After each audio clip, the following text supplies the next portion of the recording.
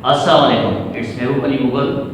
आज हम डिस्कस करने जा रहे हैं diffraction of light. This topic is related to the nature of light, chapter number 9। It's a very important topic. But before coming to the topic diffraction, first once I asked question to my student, तो students का response ज़्यादातर definitions में ये होता है कि bending of light is called diffraction.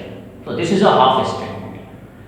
Half statement most of the time is considered to be false because it cannot give us a complete sense। तो what bending of light, अगर मैं मिसाल को कहूं कि देखो कोई कहता है कि bending of light is called diffraction, तो मैं इसको अभी गलत साबित कर दूंगा। लेट्स सपोज करता हूं ये सोर्स है,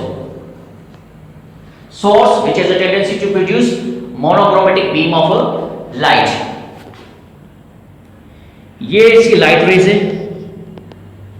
अब फिलहाल मैं सपोज करता हूं थोड़ी देर के लिए समझाने के लिए, अगर ये लाइट रे स्ट्राइक करता है इस ऑब्जेक्ट से, जिस ऑब्जेक्ट को हमने नाम दिया ऑब्स्टिकल, ये ऑब्जेक्ट, ये लाइट रे जब स्ट्राइक करेगा किसी ऑब्स्टिकल से तो यहां से बेंड हो गया, तो हम इस बेंडिंग ऑफ लाइट को डायफ्रैक्शन नहीं कहेंगे, इस बेंडिंग ऑफ लाइट को हम कहेंगे रिफ्लेक्शन। अब आया थे वापस, कंप्लीट सेंस हमें नहीं मिला, तो ये स्टेटमेंट आपकी हो जाएगी wrong. Bending of light is not a diffraction, bending of light can be a reflection. अब आया थे वापस। अच्छा, टॉपिक को स्टार्ट करने से पहले हम डिस्कस करेंगे, एक हम टर्म यूज करते हैं obstacle. Obstacle is a thing which opposes या which block the path of a light. Let's suppose करते हैं ये एक नॉन ट्रांसपेरेंट चीज है, मिसाल तौर ये स्लिट है, ये कंप्लीटली स्लिट है, नॉन ट्रांसपेरेंट है, फिल्ड है। अब इससे ये लाइट पास नहीं होगी, तो हम इसको कहते हैं ऑब्स्टिकल। अब आया वापस, once obstacle is placed to disturb the path of a light, the path of a light ray, इसका मकसद ये लाइट रे जो है वो आपके इसकी मिडिल से पास नहीं होगी। तो लाइट रे इसकी मिडिल से पास नहीं होगी, तो लाइट रे आपकी जाएगी इनकी साइड से। ये लाइट रे, अब ये लाइट पास नहीं हो रही, और ये आपकी स्क्रीन, तो स्क्रीन पर हमें देखना तो ये चाहिए कि भाई अगर लाइट यहां से पास नहीं होगी तो यहां पर एक शेडो बनेगा। स्क्रीन पर शेडो बनेगा, और शेडो जो बनेगा वो बनेगा डार्क। होना ये चाहिए कि भाई लाइट यहां पर रीच नहीं हो रही, क्योंकि ये नॉन ट्रांसपेरेंट ऑब्स्टिकल है, और ये यहां से लाइट जाती है, तो इनकी अब स्क्रीन पर इस पार्ट पर लाइट की इंटेंसिटी हाई है, स्क्रीन के इस पार्ट पर लाइट की इंटेंसिटी हाई है, लेकिन इसका जो मिडिल सेक्शन है स्क्रीन का वो डार्क शेडो होना चाहिए। लेकिन प्रैक्टिकल जब हम इसको ऑब्जर्व करते हैं ऐसा नहीं होता। प्रैक्टिकल जब आप इसको ऑब्जर्व करते हैं तो भाई डार्क शेडो की जगह पर हमें मिलता है dark and bright number of fringes, जो कि हमने अपने प्रीवियस लेक्चर में इंटरफेरेंस ऑफ लाइट में भी डिस्कस किया था। अब आया है इसका रीजन क्या है। रीजन ये है कि जब हम बात करते हैं बेंडिंग ऑफ लाइट की, तो हमें एक कंप्लीट सेंटेंस कवर करने में, ये आपके कॉर्नर्स, ये कॉर्नर से, तो लाइट जो बेंड होती है तो bend at certain degree, light आपकी बेंड ऐसे भी हो सकती है, सही है। Bending of a light around corners of obstacle, around corners of obstacle, किसी न किसी एंगल पर, किसी न किसी एंगल पर आपकी बेंड हो रही है। इसी तरीके से मुख्तलिफ कॉर्नर से लाइट रे बेंड हो रही है, तो ये मुख्तलिफ कॉर्नर से जब ये लाइट रे बेंड हो रही है तो ये मर्ज होगी, कंबाइन होगी टू प्रोड्यूस इंटरफेरेंस पैटर्न, जो हमने लास्ट टाइम पढ़ा है। और इंटरफेरेंस पैटर्न जो है वो आपका कंस्ट्रक्टिव भी हो सकता है, डिस्ट्रक्टिव भी हो सकता है। Because of constructive and destructive interference, तो जो हमें एक्सपेक्ट कर रहे थे कि लाइट की इंटेंसिटी यहां तक नहीं रीच हो रही होगी और डार्क शेडो बनना चाहिए, लेकिन ऐसा नहीं हुआ। डार्क और ब्राइट शेडो आपका प्रोड्यूस हुआ because of constructive and destructive interference. अब आया नंबर, अब इसको कंप्लीटली हम जो हमारे स्टूडेंट की एक स्टेटमेंट होती है कि बेंडिंग ऑफ लाइट, तो ये गलत है। Bending of light around corners of an obstacle, around corners of an obstacle in appropriate condition. अब एप्रोप्रिएट कंडीशन पर आ जाते हैं। पर एप्रोप्रिएट कंडीशन का मकसद ये है कि ये जो थिकनेस है ऑब्स्टिकल की, जिसको हम कहते हैं dimension, dimension of obstacle is equivalent to the wavelength of light, और लाइट की वेवलेंथ होती है आपकी नैनोमीटर्स में। तो इसका मकसद ये है, practically it is very difficult to obtain diffraction pattern. तो इस वजह से समझाने के लिए मैं आपको कहता हूं कि इसकी डायमेंशन इतनी थिन हो जैसे कि आपका रेजर का ब्लेड, ये डायमेंशन आपकी इसकी बड़ी थिन है। तो ये इसका ऑब्स्टिकल है, इसकी डायमेंशन बड़ी थिन है, सही है। तो हम ये कह सकते हैं कि थिन ऑब्जेक्ट या dimension of obstacle is equal to the wavelength of incident of light, और इंसिडेंट ऑफ लाइट की जो वेवलेंथ है वो नैनोमीटर्स में होती है। तो अगर ये कंडीशन एप्रोप्रिएट होती है तो आपको डायफ्रेक्शन पैटर्न जो है वो नोटिसेबल होगा इन the form of dark and bright fringes on screen, otherwise ये नोटिसेबल नहीं होगा। ये मैं आपको रिपीट कर रहा हूं दोबारा, wavelength of dimension of obstacle is equivalent to the wavelength of light. अगर ये कंडीशन आपकी सेटिस्फाई होती है तो, और वाइट लाइट की वेवलेंथ जो नैनोमीटर्स में होती है, अगर ये होता है वो डायमेंशन थिन होनी चाहिए। तो इस कंडीशन को अगर ये सेटिस्फाई होती है तो डायफ्रेक्शन पैटर्न आपका स्क्रीन पर नोटिसेबल होगा इन the form of dark and bright shadow में, जो कि बेंड्स की सूरत में मिलेगा। अदरवाइज ये आपको डायफ्रेक्शन पैटर्न नोटिसेबल नहीं होगा। डायफ्रेक्शन पैटर्न जो है फर्स्ट डिस्कवर्ड किया था और द ग्रेट साइंटिस्ट ग्रीमैनिक, उसके बाद आफ्टर फ्यू लेटर्स ईयर उसको एक्सपेरिमेंटली वेरीफाई किया था दो ग्रेट साइंटिस्ट ने, फ्रेस्नेल और फ्रैंकहोफर, जो कि हम आगे जाके डिस्कस करेंगे इसके टाइम। अब इसको और हम डिस्कस कर रहे हैं, डिटेल में डिस्कस कर रहे हैं। अब मैं इसकी जगह पर दो स्लिट्स यूज करता हूं। अब ये दो ऑब्स्टिकल्स हम यूज कर रहे हैं, और अभी अभी हमने कहा है कि ऑब्स्टिकल क्या है, a thing which is block the path of light. अब ये लाइट, ये सोर्स है। अब लाइट में जो है वो आपकी यहां पर भी पहुंचेगी, ये लाइट रे आपकी यहां पर भी पहुंचेगी। इसका मकसद लाइट रे यहां से पास नहीं होगी, लाइट रे यहां से भी पास नहीं होगी, लेकिन लाइट रे आपकी यहां पर भी पहुंच सकती है, लाइट रे आपकी यहां पर भी पहुंच सकती है, क्योंकि लाइट जो है वो डिस्पर्स होती है इन ऑल डायरेक्शन। अब आया है according to the statement, bending of light from an obstacle, around obstacle, see around the corners or edges of obstacle। अब ये आपकी बेंड हुई है एट सर्टेन डिग्री। इसी तरीके से यहां पर भी बेंड हो रही होगी, यहां पर भी इसी डायरेक्शन में बेंड हो रही होगी। मल्टीपल θ1, θ2, θ3 में आपकी लाइट रेज जो है वो बेंड हो रही है। ठीक इसी तरीके से भी लाइट यहाँ पर भी बेंड हो रही है, यहाँ पर भी बेंड हो रही है। तो ये मुख्तलिफ लाइट रेस जो है वो आपकी बेंड हो रही है फ्रॉम एजेस और कॉर्नर्स ऑफ एन ऑब्स्टिकल। तो स्क्रीन पर क्या होगा, स्क्रीन पर आपकी जो लाइट रे है वो आपकी लाइट रेस जो है वो एक दूसरे से टकराएंगी और इंटरफेरेंस पैटर्न आपका प्रोड्यूस होगा इन the form of bright and dark fringes. तो इस फिनोमिना को हम कहते हैं डायफ्रेक्शन। तो अब स्क्रीन पर आपके एक स्टेटमेंट नजर आएगा, the phenomena in which light bend from around the corners of an obstacle in appropriate condition. और एप्रोप्रिएट कंडीशन हमने आप लोगों को बता दी, कौन सी कंडीशन थी वो, the dimension of a obstacle is equivalent to the wavelength of light, that phenomena is called diffraction. तो ये डायफ्रेक्शन आपको स्टेटमेंट के साथ साथ स्क्रीन पर कुछ इमेजेस भी आ रही है। तो ये एग्जांपल है आपके डेली लाइफ से रिलेटेड। ये मिसाल किसी डोर है और डोर से लाइट रेज जो है वो पास नहीं हो रही, लेकिन उस डोर के अंदर होल क्रिएट करवाया जाए तो होल की जो आपके कॉर्नर्स हैं वहां से लाइट रेज जो है बेंड होगी, तो वो डोर कंप्लीट आपका हो गया ऑब्स्टिकल। अब उसमें से जो होल है या उसमें से जो आपका कहीं ना कहीं से लाइट रे पास होने की गुंजाइश निकल आती है, तो आप स्क्रीन पर देखोगे तो आपके जो स्क्रीन में साथ वॉल है या दीवार है, तो आपको मल्टीपल कलर्स के ब्राइट एंड डार्क बैंड्स नजर आएंगे, पट्टे नजर आएंगे।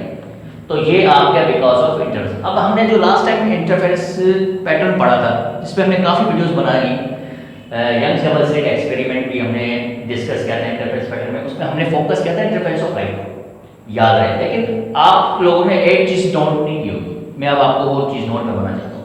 यंग्स डबल स्लिट एक्सपेरिमेंट में हमने क्या यूज किया था, दो स्लिट्स यूज किए थे। दो स्लिट्स हमने यूज किए थे, क्यों यूज किए थे? सिंगल मोनोक्रोमेटिक लाइट को स्प्लिट करने के लिए टू मोनोक्रोमेटिक लाइट रेज। तो हमने उसमें कौन सा प्रोसेस करवाया? उसमें हमने डायफ्रेक्शन प्रोसेस करवाया।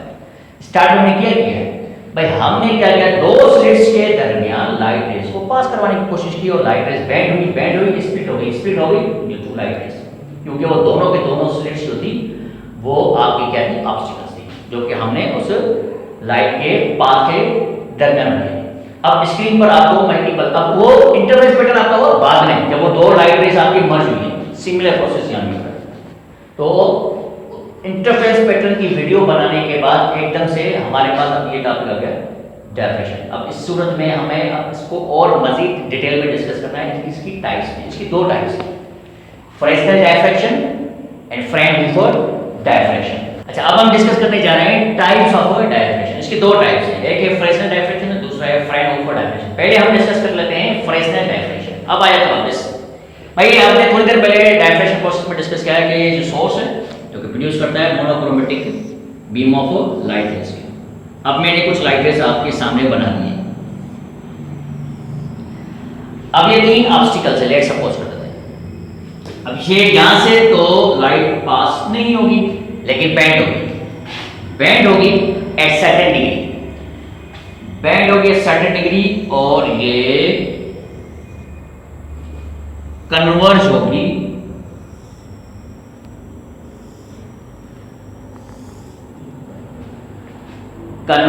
On a single point on a screen. अब आए थे कैसे, अब क्वेश्चन ही आया था मेरे पास, तो मैं आप लोगों को एक बड़ी इंपॉर्टेंट पॉइंट बता रहा हूं। Source from which monochromatic light ray is produced, obstacles in object both are placed at a finite distance, यानी इनफाइनाइट पर नहीं हो, फाइनाइट हो। आ जाते हैं वो दूसरा पॉइंट, ऑब्स्टिकल इन ऑब्जेक्ट जहां से लाइट बेंड हो रही है और स्क्रीन जहां पर मर्ज हो रही है, ये भी आपकी फाइनाइट डिस्टेंस पर हो। तो ये आपका एक इंपॉर्टेंट कंडीशन, एक इंपॉर्टेंट पॉइंट है। सोर्स और object both are placed at finite distance, object from which light ray bends and screen both are at finite distance पर। तो होगा क्या, लाइट रे आपके बेंड होगी फ्रॉम द कॉर्नर्स और एजेस ऑफ ऑब्स्टिकल, तो वो स्क्रीन पर जब बेंड होगी तो कंबाइन होगी on a single point because of constructive interference of spherical wavefront. मैंने वर्ड यूज किया है स्फेरिकल वेवफ्रंट। इस सूरत में आपको स्क्रीन पर मिलेगी, स्क्रीन पर जो आपको मिलेगा वो डार्क और ब्राइट फ्रिंजेस, डार्क और ब्राइट फ्रिंजेस मिलेगी बिकॉज ऑफ कंस्ट्रक्टिव और डिस्ट्रक्टिव इंटरफेरेंस ऑफ स्फेरिकल वेवफ्रंट्स। इस डायफ्रेक्शन को हम कहते हैं फ्रेस्नेल डायफ्रेक्शन। याद रहे, फ्रेस्नेल डायफ्रेक्शन को पहले हमने कहीं पर भी फोर्सफुली कन्वर्ज नहीं करवाया है, यानी किसी किस्म की हमने कन्वेक्स लेंस यूज नहीं किए। आपकी कोई भी लाइट रे पैरेलल नहीं है, आपकी जो वेव फ्रंट्स है वो स्फेरिकल वेव फ्रंट्स, और बिकॉज ऑफ कंस्ट्रक्टिव और destructive interference of spherical wave fronts you observed the bright and dark fringes on a screen after diffraction process। तो इस प्रोसेस को हम कहते हैं फ्रेस्नेल डायफ्रेक्शन। अब आते हैं इसके सेकंड टाइप फ्राउनहोफर डायफ्रेक्शन। अब दोबारा हम ऑब्स्टिकल डिस्कस, अब हम डिस्कस करने जा रहे हैं फ्राउनहोफर डायफ्रेक्शन। यहां पर दोबारा मैं ऑब्स्टिकल्स यूज कर रहा हूं, 3 ऑब्स्टिकल्स आपके सामने यूज कर रहा हूं। ये आपका हो गया ऑब्जेक्ट, एक कंप्लीट ऑब्जेक्ट है जिसमें 3 ऑब्स्टिकल्स हैं।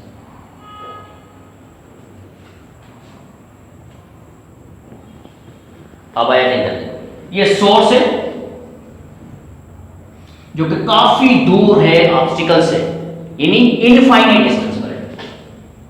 मैंने वर्ड यूज किया इनफाइनाइट। अब हमें क्या करना चाहिए भाई, लाइट रे जो है वो तो आपकी इमेज होगी मल्टीपल डायरेक्शन से, ये तो हमें पता है। लाइट रे आपकी ऐसे भी इमिट आउट होगी, इन ऑल डायरेक्शन लाइट रे आपकी इमिट आउट होगी। अब मुझे इसको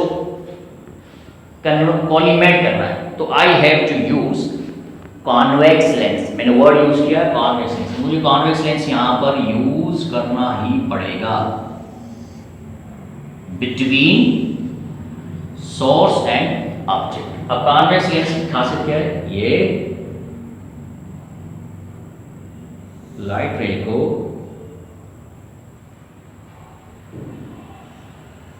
सेंटर से पास नहीं करता, लेकिन जहां से भी होगी लाइट रे को बैंड करेगा।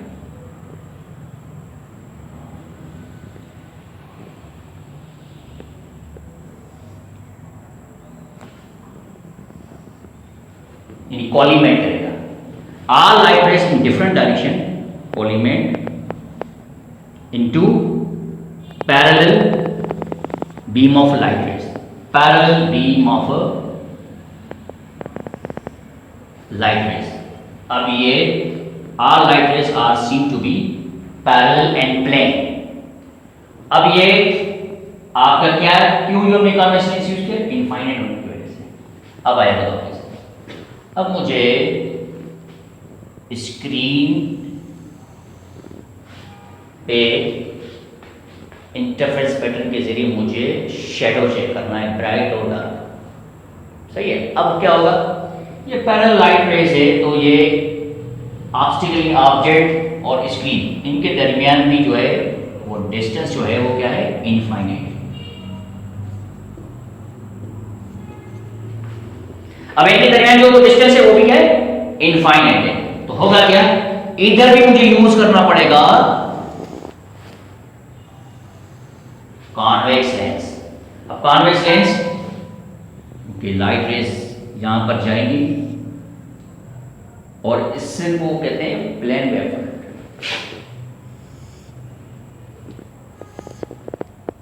अभी लाइट रेज जो है सारी बात है आपकी जो है एक पॉइंट पर कंबाइन होगी।